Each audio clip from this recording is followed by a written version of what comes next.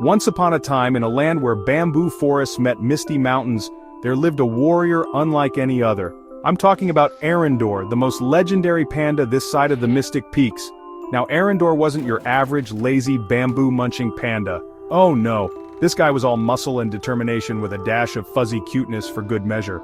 Our hero's daily routine: wake up at dawn, practice his martial arts, and patrol the kingdom's borders. All while snacking on bamboo, of course. A panda's gotta keep his strength up. But even Eryndor's impressive skills were put to the test when a fearsome dragon began terrorizing the kingdom. Buildings were scorched, picnics were ruined, and worst of all, the bamboo supply was in danger. The villagers were in a panic. "Save us, Eryndor!" they cried as they ran around in circles, which, let's be honest, wasn't very helpful. But our hero Eryndor wasn't one to back down from a challenge. With bamboo staff in hand, he set out to face the dragon and save the kingdom. The king, a rather rotund red panda with a crown too small for his head, called upon Eryndor.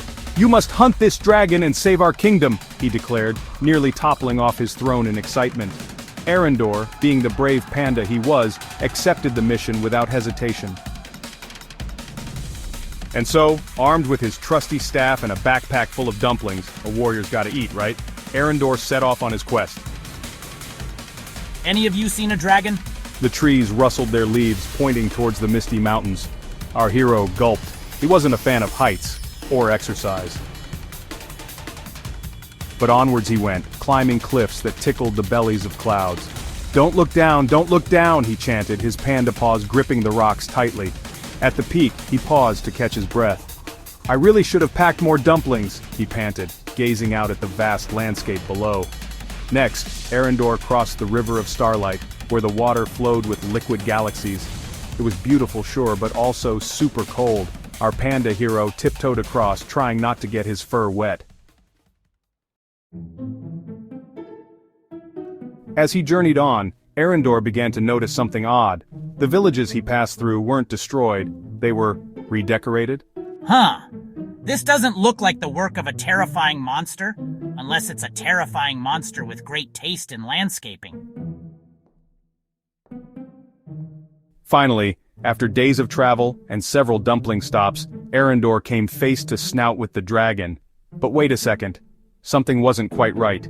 The dragon's eyes weren't filled with malice, but fear? And was it trembling? Great bamboo shoots! This dragon isn't a menace. It's being controlled by someone else. In that moment, faster than you can say pandemonium, Eryndor's mission changed. He wasn't a dragon hunter anymore. He was a dragon rescuer.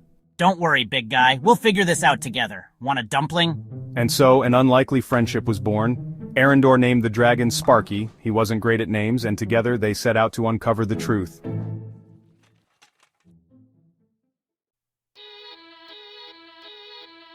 Their investigation led them to a dark castle atop Mount Mischief. Oh boy, Eryndor gulped. I bet the bad guy didn't pick this location for the great view.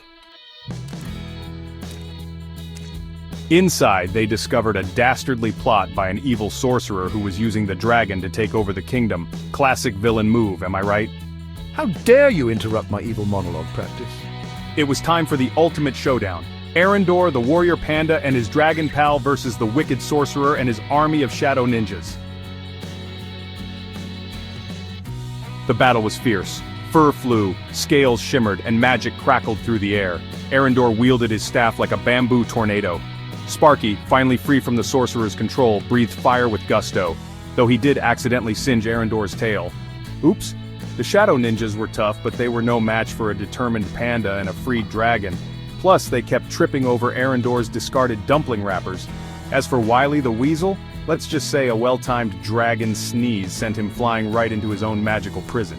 Talk about karmic justice.